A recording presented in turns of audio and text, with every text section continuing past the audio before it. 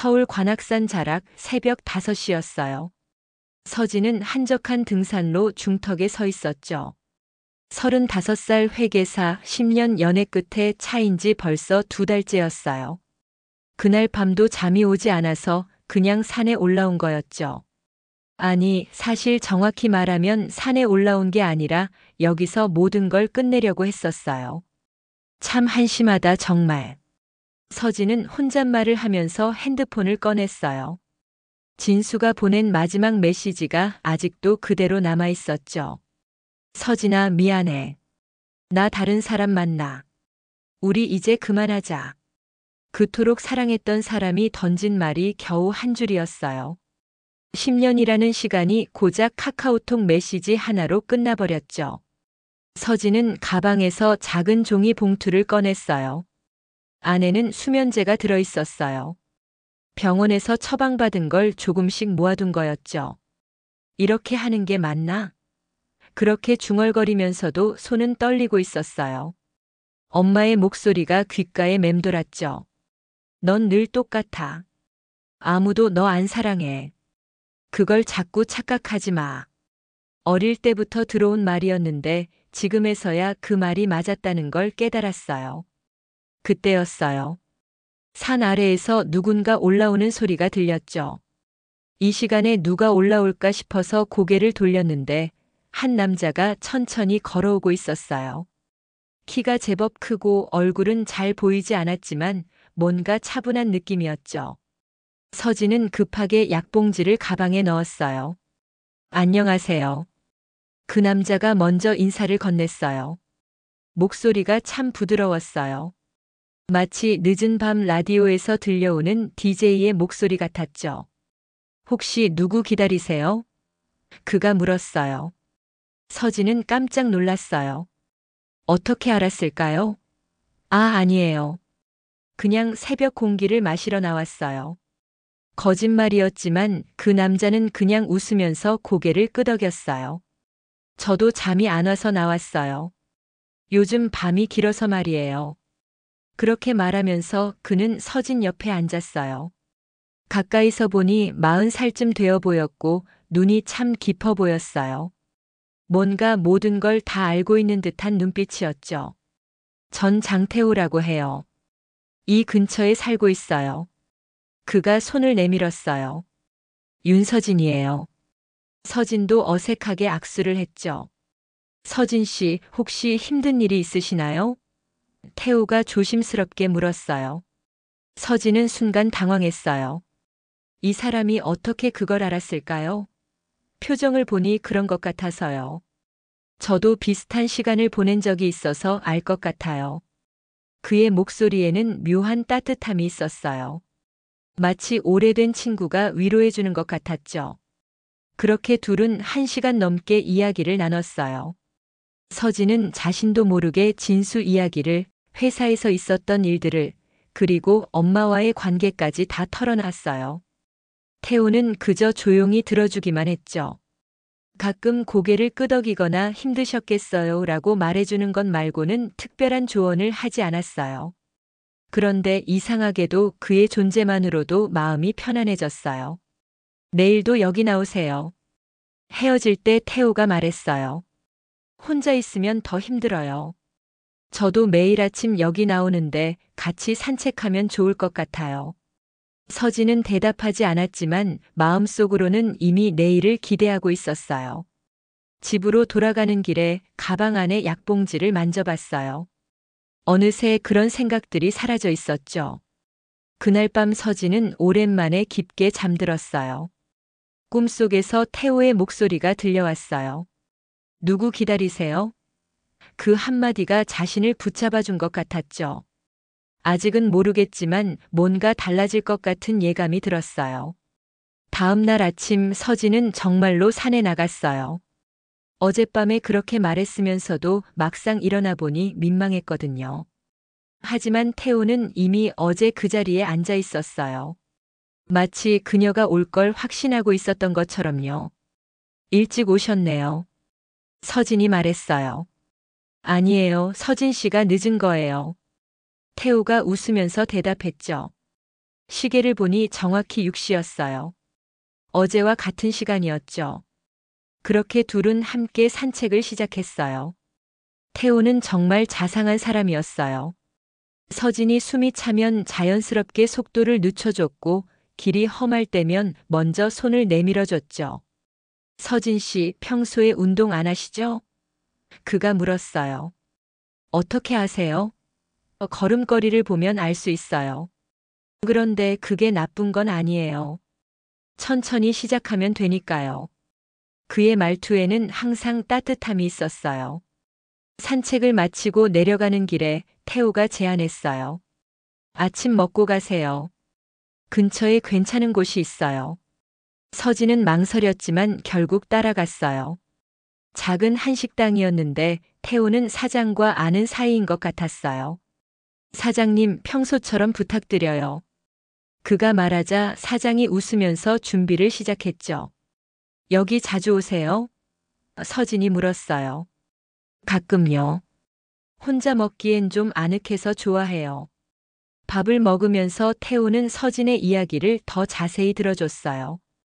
회사에서 있었던 일들, 팀장과의 갈등, 동료들과의 관계까지 하나하나 들어주더라고요. 그런데 이상한 건 태호가 서진이 말하지 않은 세부 사항들도 알고 있는 것 같았어요. 회사에서 너무 억울했죠? 회계부 팀장이 다 엎어버렸던 일 말이에요. 그가 갑자기 말했어요. 서진은 깜짝 놀랐어요. 그 일은 아직 말하지 않았거든요.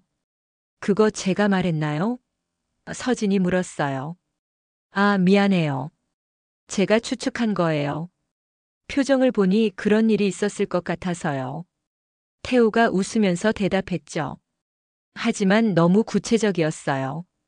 팀장이 프로젝트를 엎어버렸다는 건 정확한 사실이었으니까요. 서진은 신기하다고 생각했지만 깊게 생각하지는 않았어요. 그냥 태호가 사람을 잘 파악하는 사람이라고 생각했죠. 일주일 정도 지나면서 둘은 자연스럽게 가까워졌어요. 매일 아침 산에서 만나고 함께 산책하고 아침을 먹었죠. 태호는 직업이 뭐냐고 물으면 그냥 지금은 쉬고 있어요 라고 했어요. 자세한 얘기는 하지 않았지만 서진도 굳이 캐묻지 않았어요. 오히려 그런 미스터리한 면이 매력적으로 느껴졌거든요. 그런데 태호는 정말 서진의 마음을 잘 알고 있었어요. 서진이 우울해하면 오늘 기분이 안 좋아 보이네요 라고 말해줬고 서진이 뭔가 고민이 있으면 뭔가 걱정이 있으시죠? 라고 물어봤어요. 마치 서진의 마음을 들여다보는 것 같았죠. 그리고 항상 딱 맞는 말을 해줬어요. 힘들어도 괜찮아요. 그게 자연스러운 거예요. 이런 말들이 서진에게는 큰 위로가 됐어요. 어느 날 저녁 태호가 제안했어요. 내일은 저녁에 만나요. 좋은 곳이 있어요. 서진은 설렜어요. 처음으로 저녁 약속을 잡은 거였거든요. 약속 장소는 한강 근처의 작은 레스토랑이었어요. 분위기가 정말 좋았죠. 태호는 와인을 주문했는데 서진이 모르는 비싼 와인이었어요. 이거 비싸지 않나요? 서진이 걱정스럽게 물었어요. 괜찮아요. 특별한 날이니까요. 태호가 웃으면서 말했죠. 그날 밤 서진은 처음으로 태호와 깊은 이야기를 나눴어요. 태호는 과거에 아내가 있었다고 했어요. 사고로 세상을 떠났다고 하더라고요. 많이 힘드셨을 것 같아요. 서진이 말했어요. 처음엔 그랬죠. 하지만 이제는 괜찮아요. 새로운 사람을 만났으니까요. 태호가 서진의 손을 잡았어요. 그 순간 서진의 마음이 빠르게 뛰었죠. 집으로 돌아가는 길에 서진은 행복했어요. 진수를 만났을 때도 이렇게 떨리지 않았거든요. 태호는 뭔가 달랐어요. 자신을 완전히 이해해주는 사람 같았죠. 아직 만난 지 얼마 안 됐지만 마치 오래된 연인 같은 느낌이 들었어요. 그날 밤 서진은 오랜만에 행복한 꿈을 꿨어요. 꿈속에서 태호가 말했어요. 당신이 필요했어요. 그 말이 마음에 깊이 박혔죠. 그 다음 주 토요일이었어요. 서진은 태호와 함께 더 긴 산행을 했어요. 북한산 정상까지 올라가는 코스였죠. 평소보다 힘들었지만 태호가 계속 격려해줘서 포기하지 않았어요. 조금만 더 가면 돼요. 정상에서 보는 풍경이 정말 예뻐요. 그의 말대로 정상에서 본 서울 시내는 정말 아름다웠어요. 서진은 그 풍경을 보면서 눈물이 날 것 같았어요.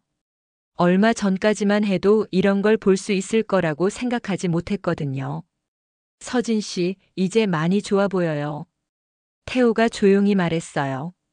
서진은 고개를 끄덕였어요. 정말로 그랬거든요. 매일 아침 태호를 만나는 게 삶의 이유가 되었어요. 회사에서 힘든 일이 있어도 내일 아침 태호를 만난다고 생각하면 버틸 수 있었죠. 태호 씨 덕분이에요. 정말 고마워요. 서진이 말했어요. 저도 서진 씨 덕분에 다시 살아가는 기분이에요. 태호가 대답했죠. 하산하는 길에 갑자기 비가 내리기 시작했어요. 둘은 근처 산장에서 비를 피했어요. 젖은 옷 때문에 서진은 춥다고 했고 태호는 자신의 재킷을 벗어서 덮어줬어요. 감기 걸리면 안 되니까요. 그렇게 말하면서 태호는 서진을 안았어요. 처음엔 그냥 따뜻하게 해주려는 것 같았는데 시간이 지나면서 뭔가 달라졌어요. 서진도 태호의 품에 안겨 있는 게 편안했어요. 서진 씨. 태호가 조용히 불렀어요. 서진이 고개를 들어보니 태호의 얼굴이 아주 가까이 있었어요. 그리고 그가 서진의 입술에 키스를 했어요. 서진은 처음엔 놀랐지만 거부하지 않았어요. 오히려 더 깊게 안겼죠. 그날 밤 서진은 태호를 자신의 집으로 데려왔어요. 10년 연애 후에 처음으로 다른 남자와 함께 있는 밤이었어요. 태호는 정말 부드러운 사람이었어요. 서진이 떨고 있다는 걸 알고 천천히 다가왔어요. 괜찮아요. 아무것도 안 해도 돼요. 그렇게 말하면서도 태호는 서진의 마음을 완전히 이해하고 있는 것 같았어요. 서진이 언제 어떤 걸 원하는지, 언제 멈춰야 하는지 다 알고 있었죠. 마치 서진의 몸을 이미 알고 있는 것 같았어요. 그날 이후로 태호는 자주 서진의 집에 왔어요. 서진도 좋았어요. 혼자 있는 시간이 너무 외로웠거든요. 태호와 함께 있으면 모든 게 따뜻해졌어요. 아침에 일어나면 태호가 아침을 준비해줬고 저녁에 집에 오면 태호가 기다리고 있었어요. 이렇게 살고 싶었어요. 서진이 말했어요. 저도요. 태호가 대답했죠. 그런데 조금씩 이상한 점들이 보이기 시작했어요. 태호는 무직이라고 했는데 늘 비싼 물건들을 갖고 있었어요. 명품 시계, 고급 와인, 그리고 최신형 스마트폰까지요. 어느 날 서진이 물어봤어요. 이 시계 비싸 보이는데요. 아, 이거요? 예전에 받은 선물이에요. 태호가 대답했죠. 그런데 그 시계는 분명히 올해 나온 신제품이었어요. 서진이 직접 매장에서 본 거였거든요. 또 다른 이상한 점은 태호가 서진의 과거를 너무 자세히 알고 있다는 거였어요. 서진이 중학교 때 다친 무릎 상처 이야기를 했는데 태호가 오른쪽 무릎이죠? 라고 정확히 맞췄어요. 서진은 어느 쪽 무릎인지 말하지 않았거든요. 어떻게 아세요? 서진이 물었어요. 걸을 때 조금 절뚝거리는 게 오른쪽 무릎 때문인 것 같아서요. 태호가 웃으면서 답했죠. 하지만 서진은 자신이 절뚝거린다고 생각하지 않았어요. 그리고 태호는 가끔 무서운 말을 했어요. 농담인 것 같았지만 농담 같지 않았어요. 나 좀 위험한 남자야. 어느 날 밤 침대에서 그가 말했어요. 무슨 뜻이에요? 서진이 물었어요. 글쎄요. 그냥 느낌이에요. 사람들이 나를 만나면 다 불행해지는 것 같아서요. 그렇게 말하면서도 태호는 웃고 있었어요. 하지만 그의 눈은 웃지 않았어요. 어느 날 서진이 태호의 차를 타게 됐어요. 비가 와서 태호가 데려다 준다고 했거든요. 고급 SUV였는데 새 차 같았어요. 이 차도 예전에 받은 선물인가요? 서진이 농담으로 물었어요. 비슷해요. 태호가 대답했죠. 그런데 차 안에서 이상한 걸 발견했어요. 조수석 밑에 여자용 귀걸이가 떨어져 있었거든요. 예쁜 진주 귀걸이였는데 서진 것은 아니었어요. 이거 누구 거예요? 서진이 귀걸이를 들고 물었어요. 태우는 순간 당황하는 것 같았어요. 아, 그거요. 제 여동생 것 같아요. 가끔 차를 빌려주거든요. 그렇게 말하면서도 태우는 귀걸이를 빨리 받아서 주머니에 넣었어요. 서진은 뭔가 이상하다고 생각했지만 더 이상 묻지 않았어요. 아직 사귄 지 얼마 안 됐고 태우의 사생활까지 간섭하고 싶지 않았거든요. 하지만 그날 밤 서진은 잠이 오지 않았어요. 태우에 대해 아는 게 거의 없다는 걸 깨달았거든요. 그의 직업도 가족도 과거도 모르고 있었어요. 그저 죽은 아내가 있었다는 것만 알고 있었죠. 그리고 가끔 보이는 이상한 점들이 신경 쓰였어요. 하지만 동시에 태우 없는 삶을 상상할 수 없었어요. 그가 자신을 살게 해준 사람이었거든요. 태우와 만난 지 한 달이 지났을 때였어요. 어느 일요일 오후 태우가 서진을 자신의 집으로 초대했어요. 제 집에서 저녁을 만들어 줄게요. 그렇게 말하면서 태우는 환하게 웃었어요. 서진은 설렜어요. 태우의 집을 처음 보는 거였거든요. 지금까지 태우는 항상 서진의 집으로만 왔었어요. 자신의 집 이야기는 별로 하지 않았죠. 태우의 집은 강남 근처의 고급 아파트였어요.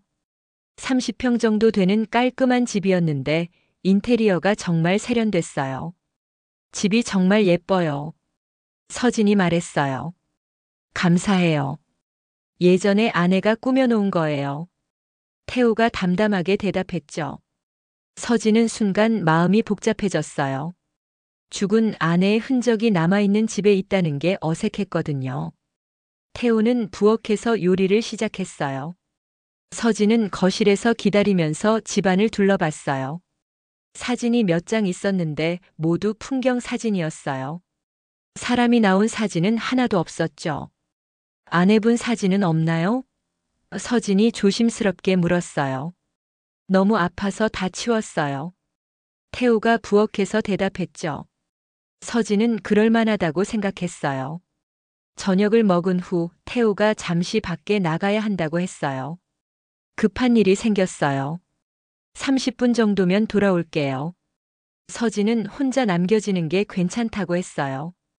태우가 나간 후 서진은 거실에서 TV를 보고 있었어요.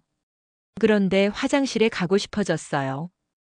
태우에게 물어볼 수도 없고 그냥 찾아서 가기로 했죠. 화장실을 찾다가 서진은 침실을 지나게 됐어요. 문이 열려 있어서 슬쩍 들여다봤는데 침실도 거실처럼 깔끔하게 정리되어 있었어요. 그런데 화장대 위에 뭔가 반짝이는 게 보였어요. 가까이 가서 보니 여자용 목걸이였어요. 예쁜 은목걸이였는데 아직 새 것 같았어요. 서진은 이상하다고 생각했어요. 아내가 죽은 지 몇 년 됐다고 했는데 목걸이가 너무 새 것 같았거든요. 화장실에서 나오는 길에 서진은 또 다른 이상한 걸 발견했어요. 세면대 옆에 여자용 화장품들이 있었거든요. 파운데이션, 립스틱, 아이섀도우까지요. 그런데 이것들도 다 새 것 같았어요. 뚜껑도 닳지 않았고 아직 포장지 냄새가 났어요. 서진은 점점 이상해졌어요. 태우가 아내 물건들을 다 치웠다고 했는데 왜 화장품들은 그대로 있을까요? 서진은 더 자세히 살펴보기 시작했어요. 화장대 서랍을 열어보니 더 많은 여자 물건들이 있었어요. 헤어밴드, 반지, 그리고 향수까지요. 모든 게 새 것 같았어요. 마치 최근에 누군가 이 집에서 살고 있었던 것 같았죠. 서진은 가슴이 두근거렸어요. 뭔가 잘못됐다는 느낌이 들었거든요. 그때 침실에서 스마트폰이 울리는 소리가 들렸어요. 태우 폰이 아니었어요. 서진이 찾아보니 침대 옆 서랍에 여자용 핸드폰이 있었어요. 분홍색 케이스에 귀여운 스티커가 붙어 있었죠. 서진은 떨리는 손으로 폰을 집어들었어요. 잠금이 걸려 있지 않았어요. 폰을 켜보니 SNS 앱이 열려 있었어요. 그리고 서진은 깜짝 놀랐어요. 프로필 사진이 예쁜 여자였거든요.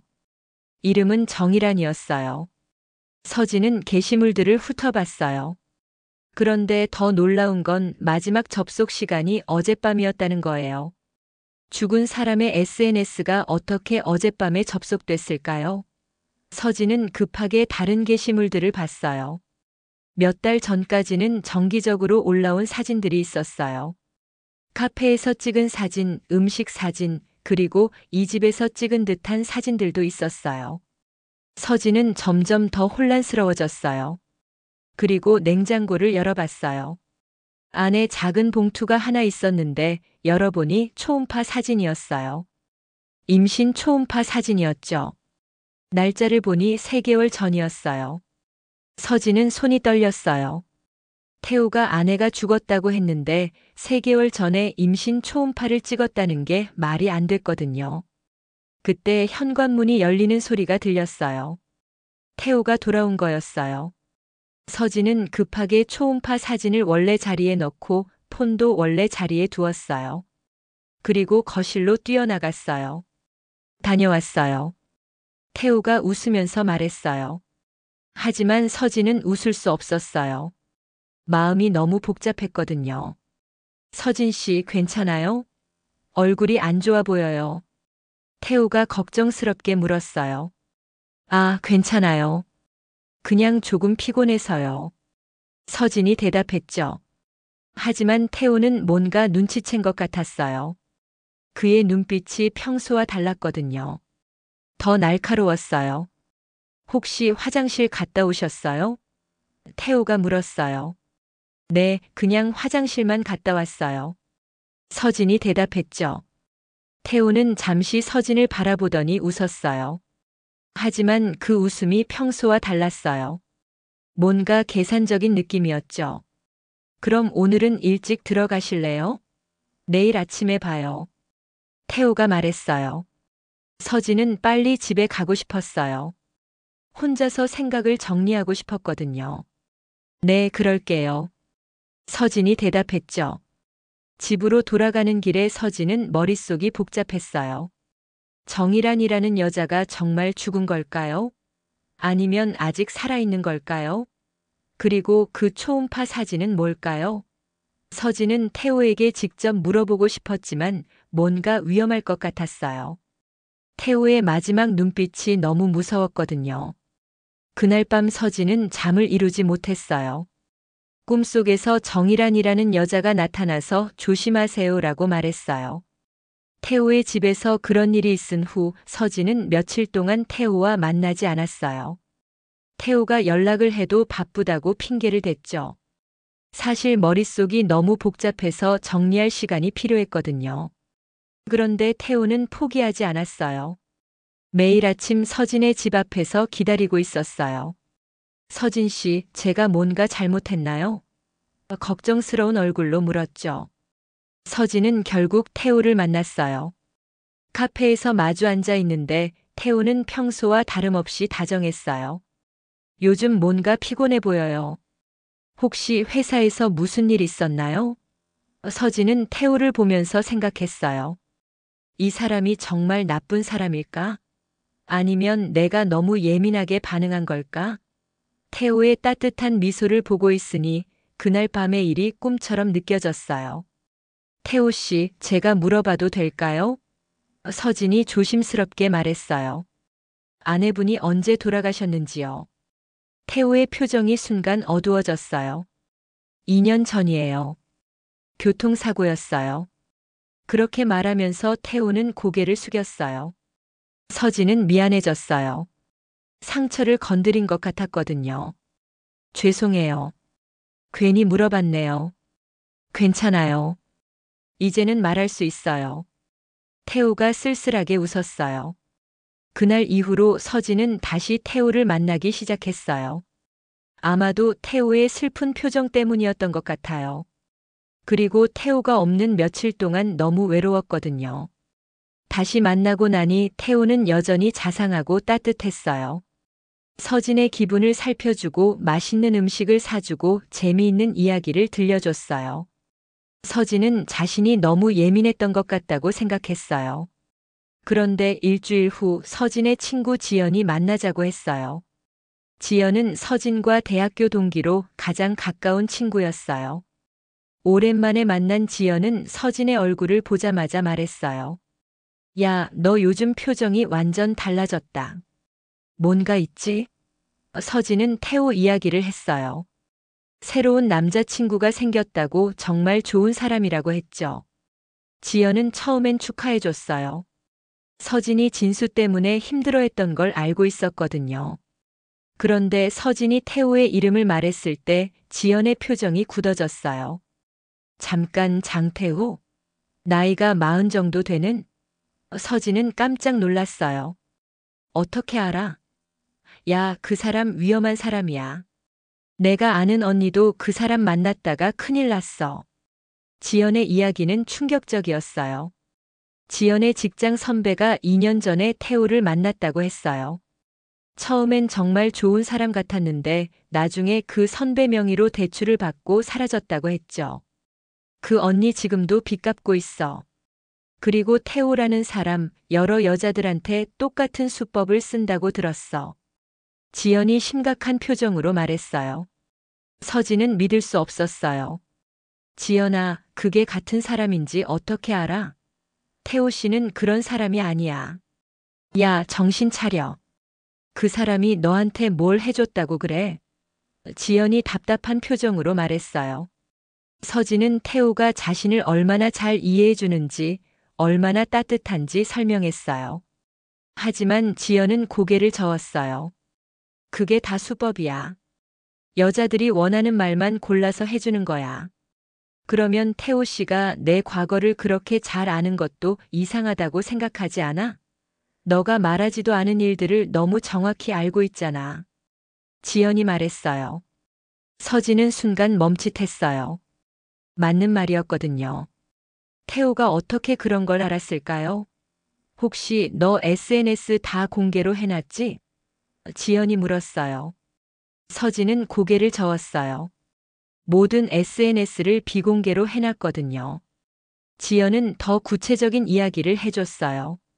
내가 아는 언니 말로는 그 사람이 여자들을 만나기 전에 미리 조사를 한다고 해. 주변 사람들한테 물어보거나 아니면 다른 방법으로 정보를 얻는다고 했어. 서진은 소름이 돋았어요. 그럼 태호가 자신을 처음 만났을 때부터 모든 걸 알고 있었다는 뜻인가요? 그리고 그 언니가 그랬는데 태호가 여자들한테 항상 똑같은 말을 한다고 해. 당신이 필요했어요. 이런 말 말이야.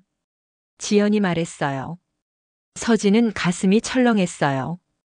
태호가 꿈속에서 정확히 그 말을 했었거든요. 그리고 항상 죽은 아내 이야기를 해.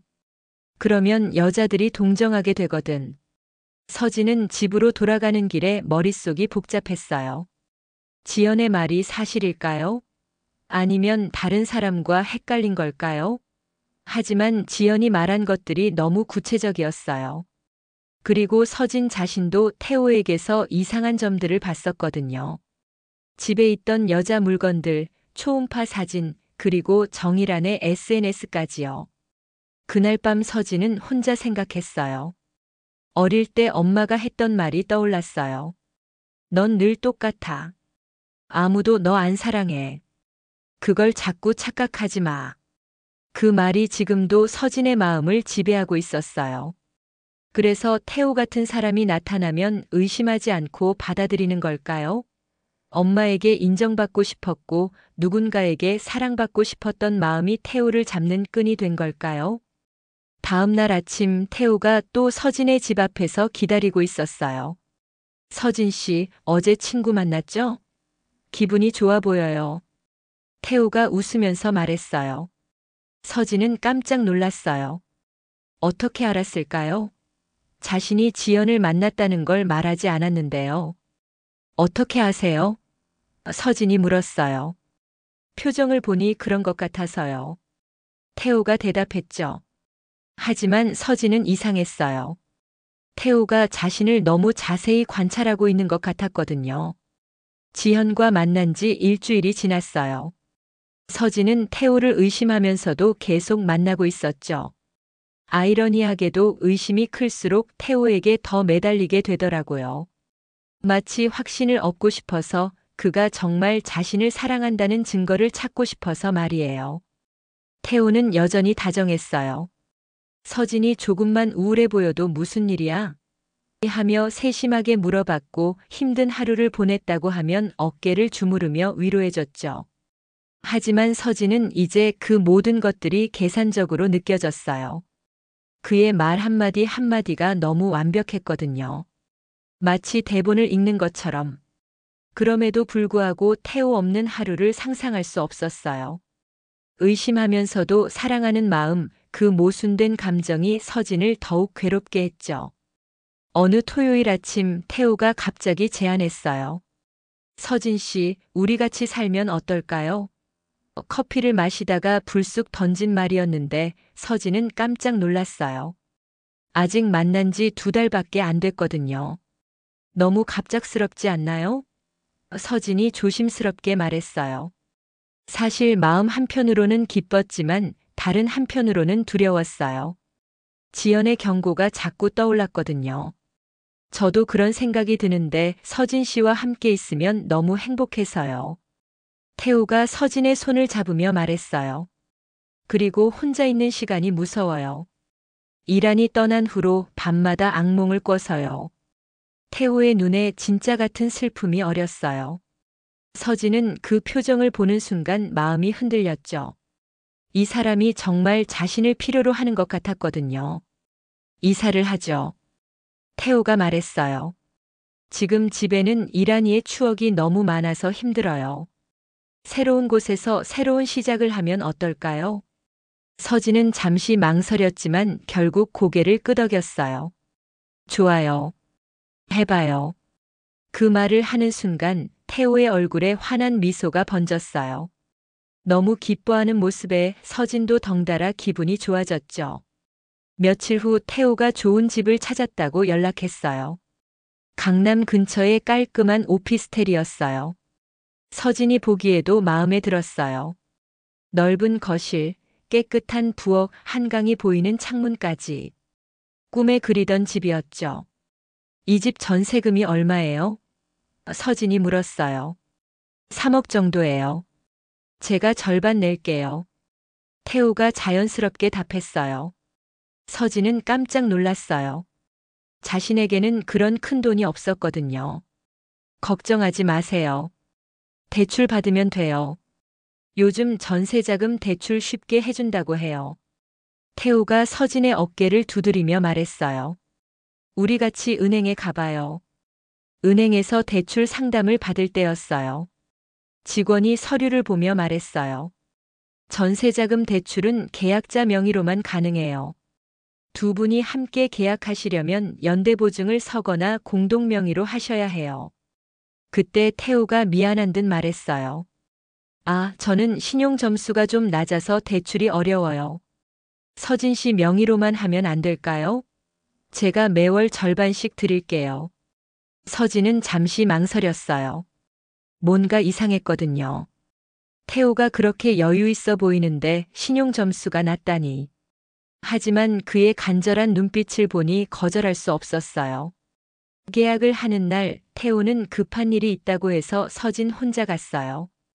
부동산에서 계약서를 작성하는데 모든 게 서진의 명의로 되어 있었어요.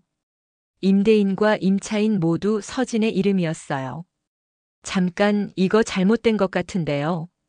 서진이 말했어요. 태호 씨는 왜 이름이 없어요? 아, 태호 씨가 그렇게 해달라고 했어요. 본인이 직접 못 와서 위임장 가져오셨거든요. 부동산 직원이 무심하게 답했어요. 서진은 위임장을 봤어요. 태호의 서명이 있었어요. 하지만 뭔가 석연치 않았어요. 왜 이름을 안 올리고 싶어 할까요?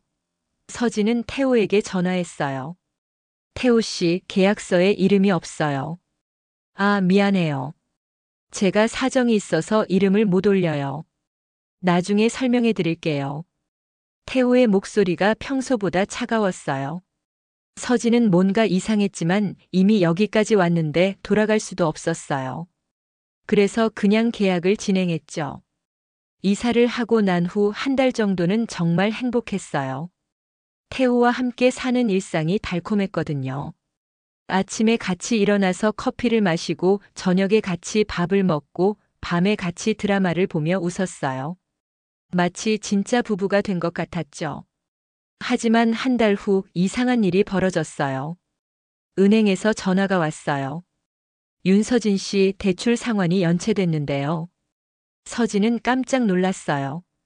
태우가 매월 절반씩 준다고 했는데 아직 한 번도 받지 못했거든요. 태우에게 물어보니 다음 달에 몰아서 드릴게요라고 했어요. 서진은 일단 자신의 돈으로 대출금을 갚았어요. 그런데 그 다음 달에도 태우는 돈을 주지 않았어요. 핑계만 댔어요. 회사에서 급여가 늦어져서요. 투자한 돈이 아직 안 들어와서요. 서진은 점점 불안해졌어요. 혼자서 대출금을 갚기에는 너무 벅찼거든요. 그러던 어느 날 태우가 외출한 사이 서진은 집을 정리하다가 서재에서 이상한 것들을 발견했어요. 서랍 깊숙이 숨겨진 서류들이었어요. 집 계약서, 통장, 대출 문서들. 모두 윤서진의 명의였어요. 심지어 태우 명의로 되어 있어야 할 것들까지도 모두 서진의 이름이었죠. 더 충격적인 건 서진이 모르는 다른 대출들도 있었다는 거예요. 카드론, 개인 대출, 심지어 투자 상품까지. 금액을 다 합치면 5억 원이 넘었어요. 서진은 손이 덜덜 떨렸어요. 언제 이런 일이 벌어진 걸까요? 자신의 도장과 인감증명서는 언제 사용된 걸까요? 그리고 마지막 서류를 볼 때 서진의 세계가 완전히 무너져 내렸어요. 그것은 생명보험 가입 증서였어요. 피보험자는 윤서진, 수익자는 장태호. 보험금은 10억 원이었어요. 그날 밤 태호가 돌아왔을 때 서진은 서류들을 들고 있었어요. 이게 뭐예요? 목소리가 떨렸지만 똑똑히 물어봤어요. 태호는 잠시 당황하는 것 같았지만 곧 평온한 표정으로 돌아왔어요. 아, 그거 발견했구나. 마치 별거 아닌 일인 것처럼 말했어요. 왜 제 이름으로 이런 걸 했어요? 언제 제 도장을 썼어요? 서진이 소리쳤어요. 서진 씨가 술 마시고 잠든 사이에 했어요. 미안해요. 하지만 우리 미래를 위해 필요한 일이었어요. 태호가 태연하게 답했어요. 그 순간 서진은 깨달았어요. 자신이 얼마나 철저하게 이용당했는지를. 태호의 모든 다정함, 모든 사랑의 말들이 이 순간을 위한 준비였다는 걸요. 당신 누구예요? 서진이 물었어요. 정말 장태호가 맞아요? 태호는 웃었어요. 처음 보는 차가운 웃음이었어요. 중요한 건 그게 아니야. 중요한 건 넌 이미 내 거라는 거지. 그리고 천천히 서진에게 다가왔어요. 넌 참 쉬웠어. 외롭고 사랑에 굶주린 여자. 그런 여자들은 항상 쉬워. 태호의 목소리가 완전히 달라져 있었어요. 서진은 뒤로 물러났어요. 하지만 문은 이미 태호가 막고 있었어요. 걱정하지 마. 아직 끝나지 않았어. 마지막 단계가 남았거든. 태호가 서진을 바라보며 말했어요. 그 눈빛에 서진은 소름이 돋았어요. 그날 밤 태호는 사라졌어요. 아침에 일어나 보니 집은 텅 비어 있었고 태호의 물건들은 모두 없어졌어요. 남은 건 5억 원의 빚과 10억 원의 생명보험, 그리고 냉장고에 붙어 있던 쪽지 하나뿐이었어요. 넌 참 예뻤어. 내 망가진 눈빛이 가장 아름다웠어. 고마웠어, 서진아. 서진은 그 쪽지를 보며 바닥에 주저앉았어요. 모든 게 끝났다는 걸 알았거든요. 아니, 이제 진짜 지옥이 시작되는 거였어요. 태호가 사라진 후 서진의 일상은 완전히 무너졌어요. 처음 며칠은 멍하니 집에 앉아 있었어요. 태호가 돌아올 거라고, 이 모든 게 악몽일 거라고 생각했거든요. 하지만 시간이 지날수록 현실이 더 선명해졌어요. 5억 원의 빚, 10억 원의 생명보험, 그리고 텅 빈 집. 일주일 후부터 전화가 오기 시작했어요. 은행, 대출회사, 카드회사. 윤서진 씨 상환 예정일이 지났는데요. 연체이자가 계속 붙고 있어요. 그런 전화를 받을 때마다 서진은 어떻게 대답해야 할지 몰랐어요. 제가 그런 대출을 받은 기억이 없어요. 그렇게 말하면 상대방은 서류를 확인하며 답했어요. 도장도 있고 인감증명서도 있는데요. 서진은 경찰서에 가서 신고했어요. 하지만 경찰은 연인 관계에서 일어난 일이고 서류가 다 정식으로 되어 있어서 처벌하기 어렵다고 했어요. 변호사를 찾아갔지만 변호사비도 없었고 이길 가능성도 낮다고 했어요. 한 달이 지나자 서진은 회사에서 해고당했어요. 업무에 집중하지 못하고 자꾸 실수를 해서였어요. 2달 후에는 집에서 쫓겨났어요.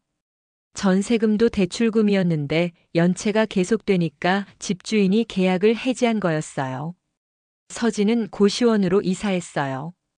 3평도 안 되는 방에서 편의점 야간 아르바이트로 하루하루를 버텼어요. 손톱 밑에 끼인 때 거칠어진 손등, 살이 빠져 움푹 들어간 볼. 거울을 보면 1년 전에 자신이 맞나 싶었어요. 엄마는 서진을 보더니 한심한 년 그러니까 내가 뭐라고 했냐며 문을 닫아버렸어요. 친구 지연도 미안해 서진아.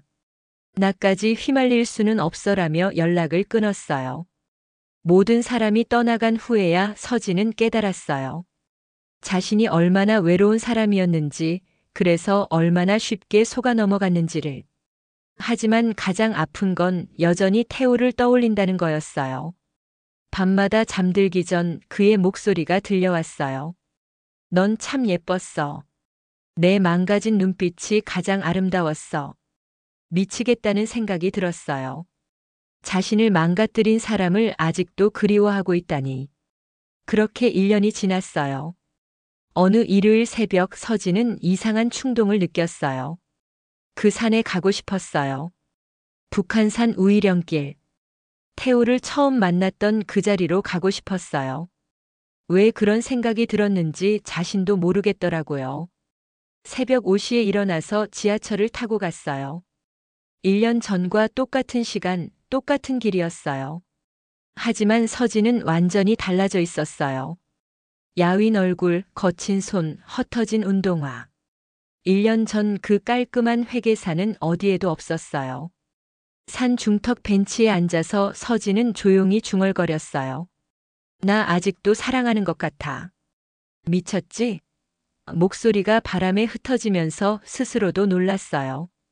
1년 동안 혼자 견뎌왔던 그 마음이 이렇게 선명할 줄은 몰랐거든요.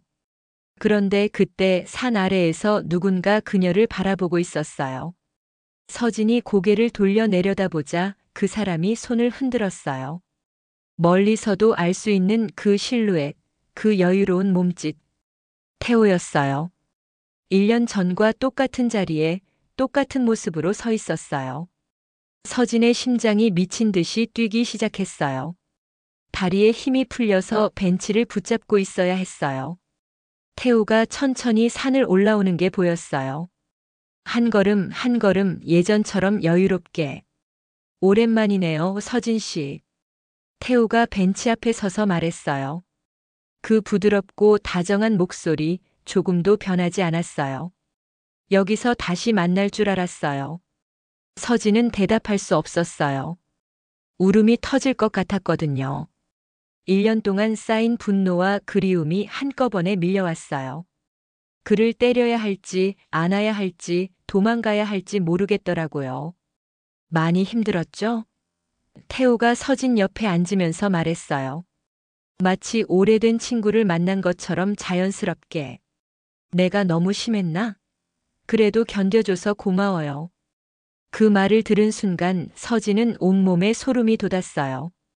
이 사람에게는 자신이 그저 게임 같은 존재였다는 걸 다시 한번 깨달았거든요. 망가뜨리고 떠나고 다시 돌아와서 또 다른 상처를 주는 그런 놀이의 대상이었던 거예요. 왜 돌아왔어요? 서진이 간신히 물었어요. 목소리가 떨렸지만 그래도 물어야 했어요. 당신이 보고 싶었으니까요. 태호가 예전처럼 다정하게 웃으면서 답했어요. 당신의 그 망가진 눈빛이 너무 아름다웠거든요. 1년 전보다 더 깊어졌네요. 완벽해요. 서진은 고개를 돌려 그를 똑바로 봤어요. 1년 전에는 그 말이 달콤했는데 지금은 역겨웠어요. 자신의 상처를 아름답다고 말하는 사람. 그 상처를 더 깊게 파내려는 사람. 이번엔 안 돼요. 서진이 일어서면서 말했어요. 이미 충분히 망가졌거든요. 태호는 여전히 웃고 있었어요. 그래도 또 올 거예요. 당신은 나를 사랑하니까. 그게 당신의 본능이에요. 외로운 사람들은 항상 그래요. 서진은 그 말에 대답하지 않았어요. 그 말이 맞을 수도 있었거든요. 하지만 이번엔 달랐어요. 1년 동안 바닥까지 떨어져 본 사람만이 알 수 있는 게 있었어요. 사랑이라는 이름으로 포장된 파괴가 얼마나 무서운지를. 당신도 알겠지만 나는 계속 다른 사람들을 만나고 있어요. 당신 말고도 외로운 여자들이 너무 많거든요. 그런데 당신만큼 완벽하게 망가진 사람은 없었어요. 태호가 계속 말했어요. 1년 동안 자신을 괴롭혔던 그리움이 사라지고 대신 차가운 분노가 올라왔어요. 아니, 분노라기보다는 명료함이었어요. 이 사람이 누구인지 자신이 무엇이었는지 완전히 이해하게 된 거예요. 1년 동안 바닥에서 살아보니까 알겠어요. 당신보다 더 무서운 게 외로움이더라고요.